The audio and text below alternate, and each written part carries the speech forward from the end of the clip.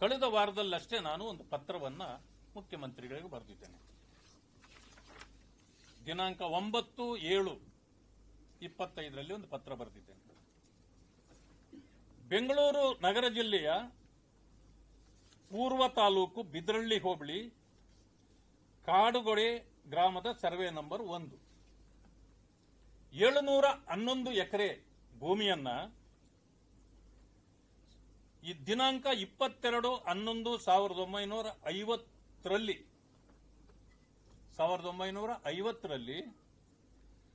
ಕಾಡುಗುಡಿ ಸಾಮೂಹಿಕ ವ್ಯವಸಾಯ ಸೇವಾ ಸಹಕಾರ ಸಂಘ ಎಂತಕ್ಕಂಥ ಸಂಘಕ್ಕೆ ಆಗಿನ ಕಾಲದಲ್ಲಿ ಅದು ಅರಣ್ಯ ಭೂಮಿ ಆಗಿತ್ತು.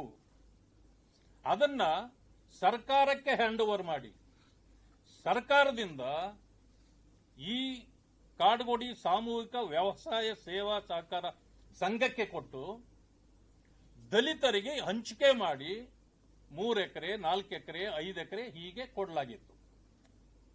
ಅಲ್ಲಿ ಗ್ರಾಮ ಕೂಡ ಇರಲಿಲ್ಲ. ಈಗ ದಿನ್ನೂರು ಅಂತಕ್ಕಂಥ ಗ್ರಾಮ ಇದೆ. ದಿನ್ನೂರು ಗ್ರಾಮದಲ್ಲಿ ಒಂದು ಮನೆ ಇರಲಿಲ್ಲ. ಆ ಮನೆಗಳನ್ನು ಕಟ್ಕೊಳ್ಳಿಕ್ಕೂ ಕೂಡ ಸರ್ಕಾರವೇ ಜಾಗ ಕೊಟ್ಟು ಇವತ್ತಲ್ಲಿ ದಿನ್ನೂರು ಅಂತಕ್ಕಂಥ ಊರಿದೆ. ಅದೇ ಜನರು ಪರಿಶಿಷ್ಟ ಜಾತಿ ವರ್ಗಗಳಿಗೆ ಸೇರಿದವರು ನೀವು ಜಮೀನು ಕೊಟ್ಟಿದ್ರಿ 771. 771 ಪೈಕಿ ಏನಾಗಿದೆ ಅಂತಂದ್ರೆ ಅರಣ್ಯ ಇಲಾಖೆಗೆ 60 ಎಕರೆ ಉಳಿದಿದೆ. ಕೆಡಿಬಿ 153 ಎಕರೆ ತಗೊಂಡಿದೆ. ರೈಲ್ವೆ ಇಲಾಖೆಗೆ 228 ಎಕರೆ ಹೋಗಿದೆ. ದೇವಸ್ಥಾನಕ್ಕೆ 3 ಎಕರೆ ಕೊಟ್ಟಿದೆ. ಇಂದಿರಾ ಕ್ಯಾಂಟೀನ್ಗೆ ಅರ್ಧ ಎಕರೆ ಕೊಟ್ಟಿದೆ. ದಿನ್ನೂರು ಕಾಲೋನಿ ನಾನು ಹೇಳಿದ್ನಲ್ಲ, ಆ ಕಾಲೋನಿ ನಿರ್ಮಿಸಲಿಕ್ಕೆ 19 ಅಂದ್ರೆ 20 ಎಕರೆ ಕೊಟ್ಟಿದೆ. ರಸ್ತೆಗೆ 13 ಎಕರೆ ಹೋಗಿದೆ.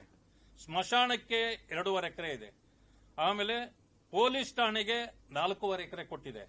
ಈಗ ಕೃಷಿ ಮತ್ತು ಇದಕ್ಕೆ 120 ಎಕರೆ ಇತ್ತು. ಮೆಟ್ರೋಗೆ 45 ಎಕರೆನ ಕೊಡಲಾಗಿದೆ. ಇದೆಲ್ಲ ಯಾವ ಲ್ಯಾಂಡ್ ಅಂತ ಹೇಳ್ತಾ ಇರೋದು ಇವಾಗ ಇವರು ಸರ್ಕಾರ? ಇದೆಲ್ಲವೂ ಕೂಡ ಅರಣ್ಯ ಭೂಮಿ ಹೇಳೋದು.